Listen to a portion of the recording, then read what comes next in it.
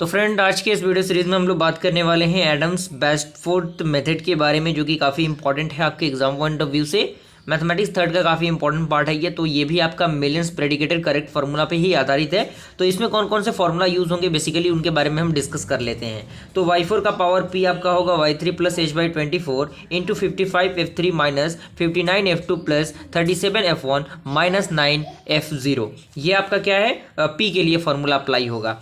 और दूसरा जो फार्मूला है वो होगा y4 का power c is equal to y3 plus h/24 into 9f4 का power p plus 19f3 minus 5f2 plus f1। तो ये बेसिकली फार्मूला है जो यूज़ किए जाएंगे। तो यहाँ तक आई होप पूरा क्लियरली आपको समझ में आ गया होगा। आइए डायरेक्टली हम लोग क्वेश्चन के अकॉर्डिंग समझने की कोशिश करते हैं किस तरह से इसको हम अप्लाई करेंगे किसी भी एग्जाम्पल के क्वेश्चन में।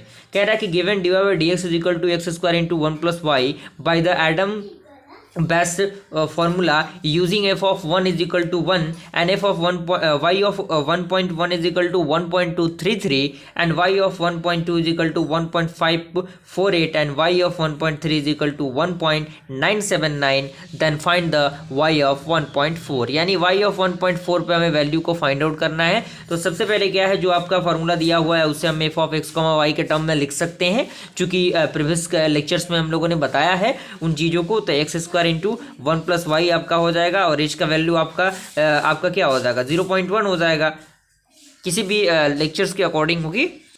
उसके बाद क्या कर लेना है, आपके कुछ इस प्रकार का आपको चार्ट बना लेना है, एक्स और वाई हो जाएगा। यहाँ पे एफ ऑफ एक्स वाई का जो वैल्यू है x square into 1 plus y वो आपको पुट कर देना है। अब क्या करना है, एक्स जीरो के जगह पे आपको 1 रखना है, वाई जीरो के जगह पे 1 रखना है और यहाँ पे क्या करना है, आपको उन वैल्यूज को पुट करना है। तो यहाँ पे 2 आ जाएगा। यहाँ पे आपका x1 के जगह पे 1.4 आप रखेंगे, y1 के जगह पे 1.233 रखेंगे, जो कि हमारा क्वेश्चन में था। तो यहाँ से हम इस इक्वेशन में उसको इम्प्लाई करेंगे तो यहाँ पे 2.70193 आएगा। यहाँ पे x2 के जगह पे 1.2 और y2 के जगह पे हम क्या करेंगे 1.548 पुट करेंगे। तो यहाँ पे जो आपका f2 बनेगा वो कुछ इस प्रकार का इक्वेशन बनेगा। तो वहाँ पे वैल्यू कितना आएगा, 3.69912 आएगा। और यहाँ पे क्या है आपका, यहाँ पे देखिए, यहाँ पे जो आपका x3 है, x3 पे 1.4 आपका वैल्यू है और y3 पे कितना है आपका, इतना वैल्यू है। क्लियर। तो इतना वैल्यू को हम क्या करेंगे, जो कि हम इसमें पुट करेंगे। तो पुट करने के बाद कुछ इस प्रकार का आपका वैल्यू निकल के आएगा। यहाँ पे x4 के जगह पे 1.4 हम पुट करेंगे, क्योंकि 1.4 पर ही हमें निकालना है वैल्यू। तो 1.4 पे हमें तो कुछ वैल्यू पता नहीं है y का वैल्यू, तो हमें y के वैल्यू को निकालना पड़ेगा, चूंकि मैंने यहाँ पे ऑलरेडी पुट किया हुआ है, ब्लैक कलर से आपको दिख रहा होगा। क्लियर। तो यहाँ पे y4 निकाला गया है, उसके बाद इसके वैल्यू को रखा गया है। तो यहाँ पे फॉर्मूला का यूज करके y3 प्लस h/24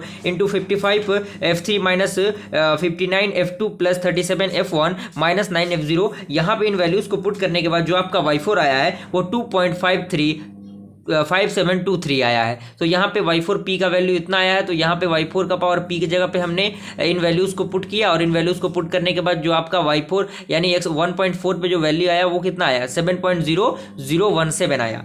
अब क्या करना है, हमें y4 c के लिए निकालना है। तो c के लिए भी निकालना है, देख लीजिए। तो c के लिए निकालते हैं तो हम लोग ये फॉर्मूला अप्लाई होगा। ये फॉर्मूला अप्लाई करने के बाद आपका जो वैल्यू आएगा वो इतना आएगा। तो यहाँ पे क्या हो गया, आपका y5 जो आपका c हो जाएगा वो आपका 2.5749 हो जाएगा। तो यहीं तक आपका पूरा प्रोसीजर था। बेसिकली मेन चार्ट आपको पता होना चाहिए, फॉर्मूला को अप्लाई करना आपको आना चाहिए, बाकी कुछ नहीं है इस मेथड में। आई होप ये पूरा सीरीज आपको पसंद आया होगा। जल्द ही मिलते हैं ऐसे इंटरेस्टिंग वीडियो के साथ, तब तक के लिए थैंक यू।